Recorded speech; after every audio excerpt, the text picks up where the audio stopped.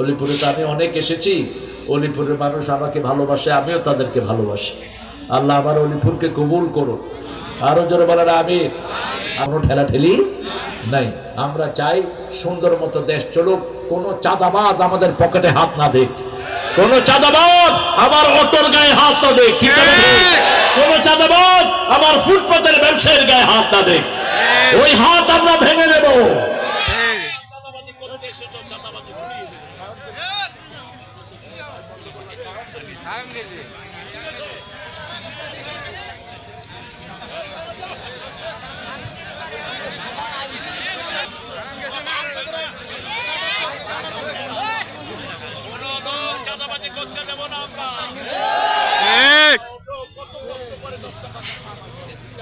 ঠিক